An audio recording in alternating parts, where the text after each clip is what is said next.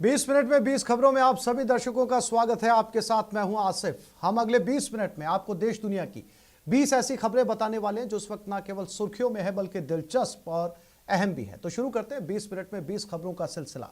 सबसे पहले देखते हैं राजस्थान की कौन कौन सी खबरें इस वक्त अहम है। भीषण संग्राम छिड़ा है, न जान जाने का डर है, न चोट लगने की फिक्र।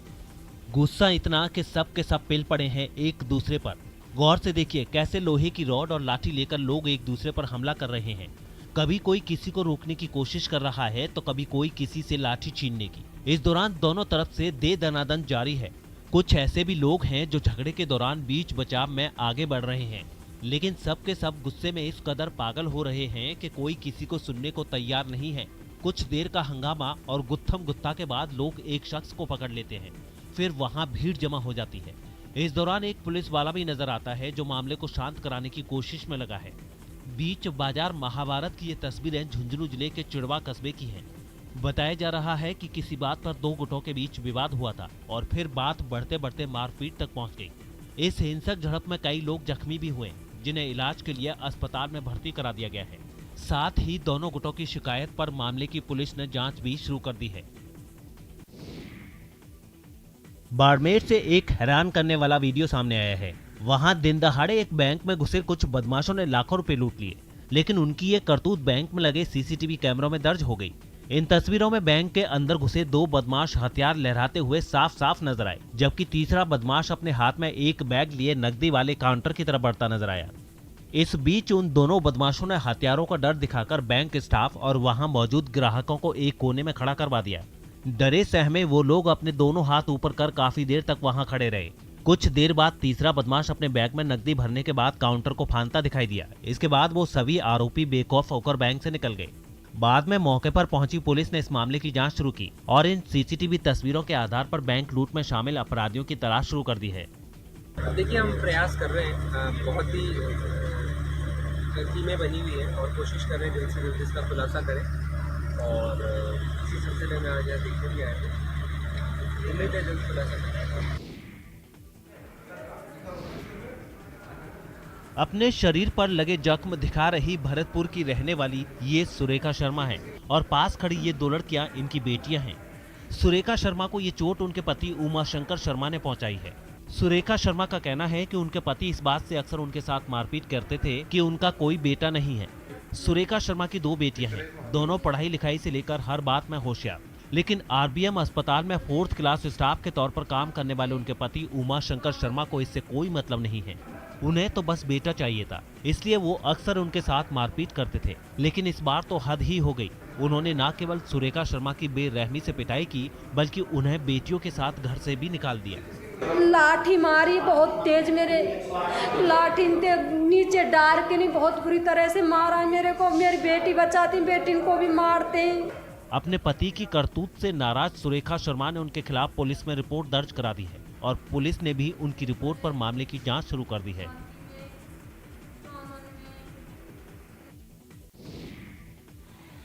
ये भरतपुर पुलिस की गाड़ी है जिसमें बैठे जवान बार बार लोगों से कह रहे हैं, चल यार धक्का मार।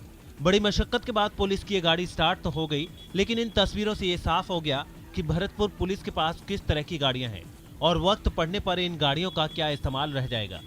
भरतपुर पुलिस की ये गाड़ी सीकरी कस्बे में उस वक्त बंद हो गई थी जब भरतपुर पुलिस की एक टीम वहां एक हंगामा शांत करने पहुंची थी। पुलिस को सूचना मिली थी कि सीकरी कस्बे के बस स्टैंड पर दो गुटों के बीच जमीन को लेकर झड़प हुई है और इस दौरान दोनों पक्षों के बीच पथराव हो रहा है। इस पथराव को रोकने पहुंचे पुलिसकर्मी जब मामले को शांत कराकर और घायल लोगों को अस्पताल भेजकर वापस थाने के लिए निकले तो उनकी गाड़ी स्टार्ट ही नहीं हो रही थी और उन्हें अपनी गाड़ी स्टार्ट करने के लिए लोगों से धक्का लगवाना पड़ा। गाड़ी की इस हालत को लेकर भरतपुर पुलिस का कहना है कि बारिश की वजह से गाड़ी खराब हो गई है, जिसे जल्द ही ठीक करवा लिया जाएगा।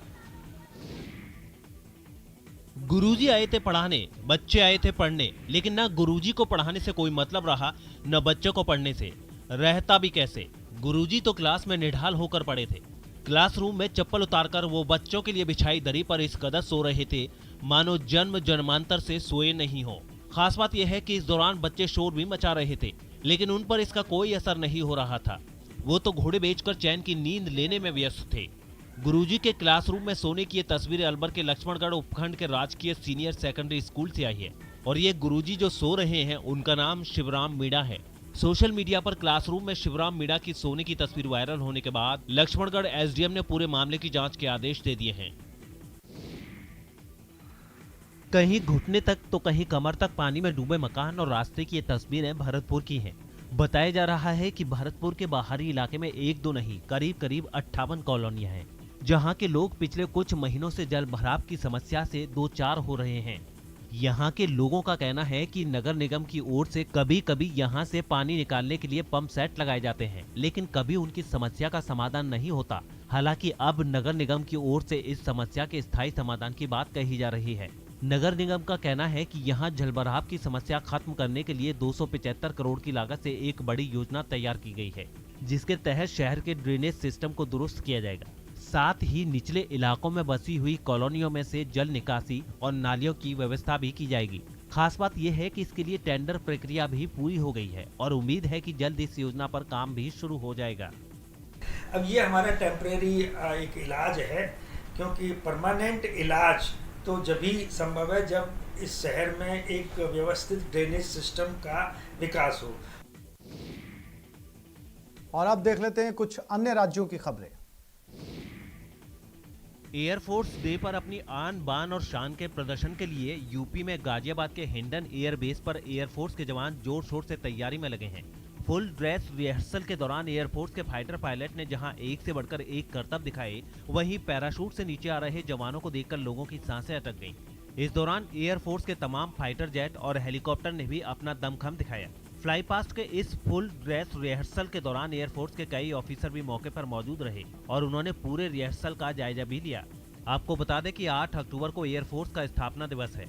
1932 में इसी दिन वायुसेना की स्थापना की गई थी। 1 अप्रैल 1933 को वायुसेना के पहले दस्ते का गठन हुआ। इसमें 6 RAF ट्रेंड ऑफिसर और 19 हवाई सिपाही शामिल थे। इंडियन एयरफोर्स ने सेकेंड वर्ल्ड वॉर में अहम भूमिका निभाई थी। अपने स्थापना दिवस के मौके पर हर साल एयरफोर्स के जवान अपनी ताकत का प्रदर्शन करते हैं और उसी परंपरा के तहत इस बार भी एयरफोर्स के जवान अपना दमखम दिखाएंगे। कारों का ये काफिला सुदर्शन भारत परिक्रमा पर निकला है। खास बात यह है कि कारों के इस काफिले में हिंदुस्तान की सबसे जांबाज फोर्स NSG के कमांडो भी हैं और ये सभी कमांडो आज़ादी के अमृत महोत्सव के मौके पर पूरे भारत में जांबाजी और देशभक्ति का अलख जगाने निकले हैं। दरअसल लखनऊ पहुंची NSG कमांडो की ये वही टीम है जिसे गांधी जयंती के मौके पर दिल्ली से गृह मंत्री अमित शाह ने हरी झंडी दिखाकर रवाना किया था। उस टीम के लखनऊ पहुंचने पर वहां उनका भव्य स्वागत किया गया। इस मौके पर CM योगी भी मौजूद रहे। समाज के एक बड़े तबके में भय जैसा माहौल होता है, उस समय राहत देने और सुरक्षा का एक बेहतर वातावरण देने में NSG के ब्लैक कैट कमांडो के योगदान को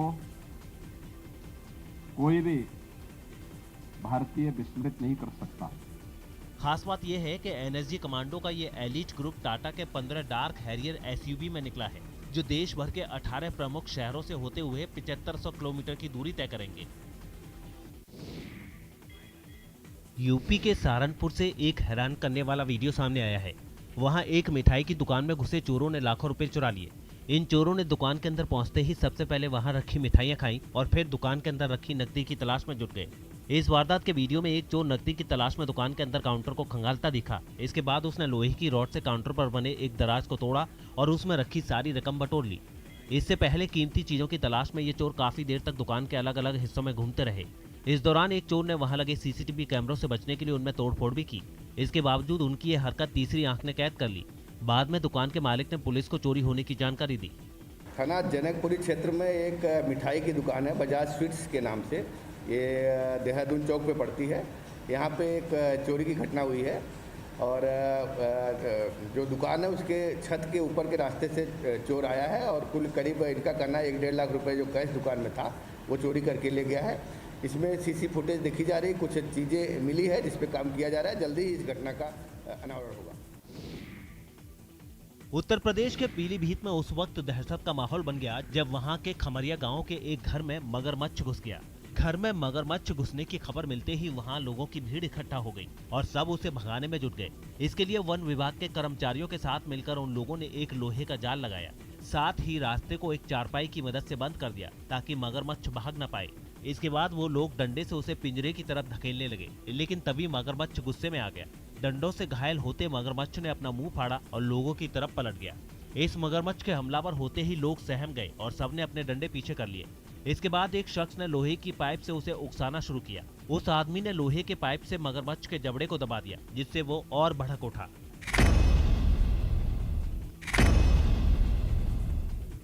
हालांकि उन लोगों ने कोशिश जारी रखी और दोनों तरफ से डंडों की मदद से मगरमच्छ को धकेलते गए। काफी देर मशक्कत करने के बाद आखिरकार मगरमच्छ पिंजरे में घुस गया और जैसे ही वो अंदर गया, एक आदमी ने चढ़कर फौरन उसका ढक्कन बंद कर दिया। मध्य प्रदेश के धार से एक चौंकाने वाला वीडियो सामने आया है। वहां जन्मदिन की पार्टी में धारदार हथियार से लेकर तलवार और पिस्तौल इस तरह लहराए गए मानो हथियार प्रदर्शनी चल रही हो और कुछ लोग अपनी ताकत का प्रदर्शन कर रहे हैं। इस जश्न की जो तस्वीरें सामने आई, उन तस्वीरों में लोग हथियार लहराते साफ साफ नजर आ रहे हैं। हथियार लहराने वालों में कुछ लोग तलवारें लहराते भी नजर आए। बात तलवार तक ही नहीं रुकी, इन तस्वीरों में तो एक शख्स अपने एक हाथ में पिस्तौल और दूसरे हाथ में तलवार लिए डांस करता भी नजर आया। बीच सड़क पर हुए जन्मदिन के इस जश्न में कई लोग शामिल हुए थे। इनमें से एक आदमी ऐसा भी था जो आरोपी को अपने कंधे पर उठाकर डांस करता दिखा। हालांकि ये वीडियो वायरल होने के बाद पुलिस ने तेजी दिखाई और आरोपी को गिरफ्तार कर लिया। मौके पर आके दबिश दी गई, उसको पकड़ा गया। इसके कब्जे से 12 बोर का कट्टा और 12 बोर का राउंड पुलिस ने जब्त किया। इतना ही नहीं, पुलिस वालों का कहना है कि उन्होंने आरोपी के पास से मिले हथियार भी जब्त कर लिए हैं। दिल्ली के पास गुरुग्राम से हैरान करने वाली तस्वीरें सामने आई हैं। वहां मौजूदा बंजारा मार्केट को प्रशासन ने जमींदोज कर दिया। बताया गया है कि ये मार्केट पिछले 10 सालों से अवैध जमीन पर चल रहा था, जिस पर कार्रवाई करते हुए इसे पूरी तरह बर्बाद कर दिया गया। वहां से आई तस्वीरों में साफ दिखा कि खुदाई करने वाली मशीन की मदद से वहां मौजूद झोपड़ियों और दुकानों को तोड़ा गया। इस मौके पर किसी तरह का कोई हंगामा न हो, इसके लिए पुलिस के कई जवान वहां पहले से ही मौजूद नजर आए। अचानक ही आके हमें तोड़ फोड़ करके गए। अब हम बताओ कहाँ जाएंगे हम, बोलो बाबूजी। इस तोड़फोड़ को देखकर वहां खरीदारी करने पहुंचे लोग भी हैरान हो गए। बंजारा मार्केट के लोगों ने आरोप लगाया है कि उन्हें कोई नोटिस नहीं मिला, जबकि पुलिस की तरफ से दावा किया गया है कि उन्हें पहले ही इस बारे में बता दिया गया था। अपने घर और दुकानों के टूट जाने से वो लोग काफी मायूस नजर आए। कुछ लोग इस मलबे में अपना सामान खोजते दिखे तो कुछ लोगों ने जगह छोड़ने से साफ इनकार कर दिया। इस दौरान कुछ दुकानदारों ने अपना सामान तेजी से समेटा ताकि उसे बचाया जा सके। इस कार्रवाई से कई परिवार बेघर हो गए, जिनके रहने के लिए प्रशासन ने जगह जल्द मुहैया कराने का भरोसा भी दिया है। मध्य रेलवे ने गाड़ियों की ढुलाई के लिए मुंबई के परेल वर्कशॉप में ट्रेन के पुराने डिब्बों से एक हाईटेक कोच तैयार किया है। खास बात यह है कि इसके जरिए 2 व्हीलर और 4 पहिए वाली गाड़ियों को कम समय और कम खर्च में एक जगह से दूसरी जगह ले जाया जा सकेगा, क्योंकि कई तकनीकी खूबियों से लैस ये कोच 18 टन से ज्यादा का भार लेकर पैसेंजर ट्रेन की तरह 110 किलोमीटर प्रति घंटे की रफ्तार से दौड़ सकेगा। यानी कि एक बार में ज्यादा गाड़ियां कम वक्त में एक जगह से दूसरी जगह भेजी जा सकेंगी। इतना ही नहीं, नए कोच में गाड़ियों को लोड करना भी आसान होगा। पहले सिर्फ कोच के पिछले दरवाजे से ही गाड़ियां लोड की जा सकती थी, जो कि नए कोच में बड़ा बदलाव है। पैसेंजर जिन दरवाजों से चढ़ते हैं उन दरवाजों से भी वाहनों की लोडिंग हो सकेगी। देखिए ये जो दरवाजे लगाए गए हैं यहाँ पर लोडिंग हो सकेगी। मध्य रेलवे के एक अधिकारी ने बताया कि इस कोच को गाड़ियों की ढुलाई के अलावा दूसरी कई चीजों को इधर उधर भेजने के लिए भी इस्तेमाल किया जा सकेगा। कंपोनेंट्स के ट्रांसपोर्टेशन के लिए भी यूजफुल होगा, पार्सल ट्रांसपोर्टेशन के लिए भी बहुत यूजफुल होगा। बताया जा रहा है कि इस हाईटेक कोच का ट्रायल 1-2 दिन में शुरू हो जाएगा और इसके पूरा होते ही इस कोच को गाड़ियों की ढुलाई के लिए इस्तेमाल में लेना शुरू कर दिया जाएगा। तोपों की सलामी और हाथी घोड़ों की कदमताल। मैसूर दशहरे की ये परंपरा सैकड़ों साल पुरानी है, जिसे नाडा हब्बा यानी कि राज्य के त्योहार मैसूर दशहरा की शुरुआत होती है। कर्नाटक का मैसूर दशहरा अपनी पारंपरिक शानो शौकत और महाराजा शैली में उत्सव मनाने के लिए पूरी दुनिया में मशहूर है। इस दौरान खास तौर पर कई कार्यक्रमों का आयोजन होता है। साथ ही मैसूर पैलेस और आसपास के रास्तों को दुल्हन की तरह सजाया जाता है। इस बार 100 किलोमीटर सड़कों को लाइटिंग के जरिए जगमग किया गया है।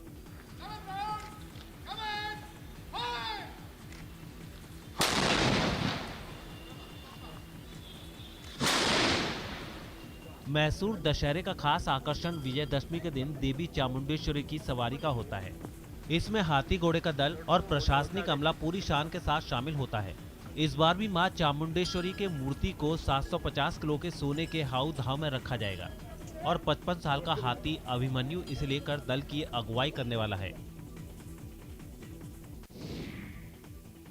पश्चिम बंगाल के दुर्गा पूजा पंडालों में सामाजिक सरोकारों और राजनीतिक मुद्दों से संबंधित संदेश देने की प्रथा रही है।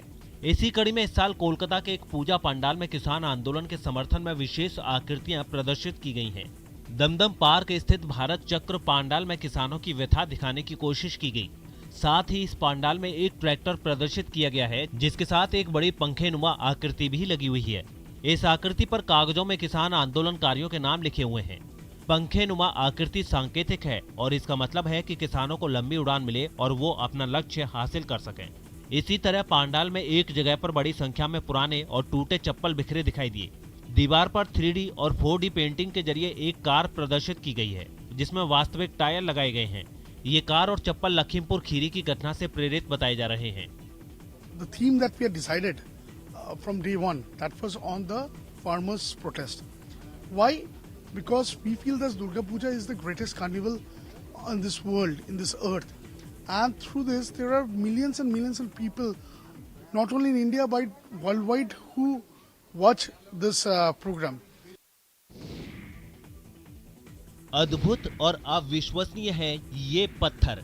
तैरते पत्थर से सेतु निर्माण की कहानी रामायण में है और टीवी पर भी लोगों ने देखा था, लेकिन जब वडोदरा के पास के देरोली गांव के लोगों को साक्षात तैरते पत्थर के दर्शन हुए तो वो भी हैरान रह गए। चौक गए थे, यानी पत्थर तैर रहा है तो फिल्म लग रहा था, इसलिए सब बहुत आसपास के गांव के देखने भी आते थे। सुना था कि भाई अभी ऐसा पत्थर मिला है ये देरोली गांव में, तो घर वाले सब बोले कि चलो देखने जाते हैं। तो सब आए हैं यहाँ पे और आके देखा तो सही में रियल में ये पत्थर तैर रहा है।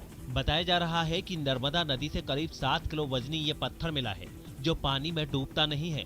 स्थानीय लोगों का कहना है कि हो सकता है ये पत्थर भगवान राम के बनाए सेतु से टूटकर वक्त के साथ यहाँ आ गया हो। हालांकि वैज्ञानिकों का कहना है कि पत्थरों का पानी पर तैरना कोई बड़ी बात नहीं है। उनके मुताबिक कुछ कोरल स्टोन, चूने के पत्थर या फिर ज्वालामुखी के मलबे से निकले पत्थर कम डेंसिटी की वजह से पानी में तैर सकते हैं। ज्वालामुखी से बनी हुई चट्टानें जो है उस क्षेत्र से आती है। अंबा डूंगर वगैरह सब इधर अपने ये गुजरात का विस्तार ले लो तो उसमें जो कि वो बेसाल्ट जिसको हम बोलते हैं साइंटिफिक टर्मिनोलॉजी में, तो उसमें ये रॉक मिलता है। 20 मिनट 20 खबरों में अब बात कर लेते हैं इंटरनेशनल खबरों की। चीन की घुसपैठ से बेखौफ ताइवान ने अपने राष्ट्रीय दिवस की रिहर्सल में अपनी सेना का दमखम दिखाकर चीन को सख्त संदेश दिया है। ताइवान 10 अक्टूबर को होने वाले अपने राष्ट्रीय दिवस की तैयारियों में लगा है और उसी के खिलाफ चेतावनी देने के लिए 2 दिन पहले चीन ने उसके एयर स्पेस में अपने फाइटर जेट उड़ाए थे। लेकिन चीन की हरकत से ताइवान जरा भी डरा नहीं और उसने अपने नेशनल डे की रिहर्सल जोर शोर से जारी रखी। इस दौरान कभी उसके लड़ाकू विमानों ने अपना दम दिखाया तो कभी चीनू का हेलीकॉप्टर ने आसमान में ताइवान का झंडा फहराया। ताइवान के जवानों की एक टुकड़ी तो भारी भरकम राइफलों से ऐसे करतब करती नजर आई जैसे वो कोई खिलौने हो।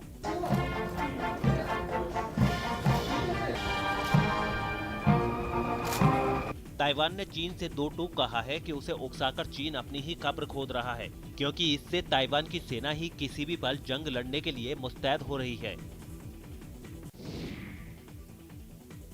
15 दिन हो गए, लेकिन दक्षिण अमेरिकी देश बोलिविया में कोका किसान अब भी वहां की सबसे बड़ी कोका मार्केट की सत्ता पाने के लिए मरने मारने पर तुले हैं। कोका चाय की तरह एक पौधा होता है जिसे बोलिविया में दवा दारू के लिए इस्तेमाल किया जाता है, लेकिन इससे कोकेन भी बनती है। इसी वजह से इसे खास मार्केट में ही बेचा और खरीदा जाता है। मगर फसाद ये है कि कोका मार्केट पर सरकार के समर्थन वाले एक गुट ने कब्जा जमा लिया है, जिसकी वजह से राजधानी ला पास में किसानों के दूसरे गुट ने कोहराम मचाया हुआ है। कोहराम भी ऐसा कि अब भले ही जान चली जाए, लेकिन कोका मार्केट से कब्जा तो छुड़ा कर ही रहेंगे।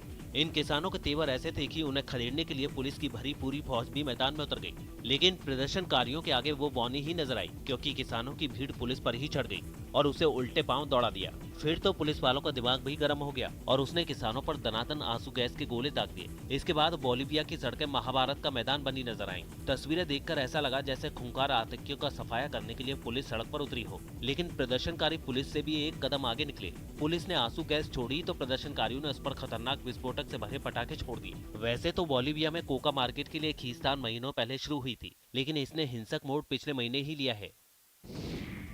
अमेरिका के एरिजोना से एक चौंकाने वाला वीडियो सामने आया है। वहां एक ट्रेन में मौजूद बदमाश ने पुलिस पर फायरिंग कर दी, जिसमें एक अधिकारी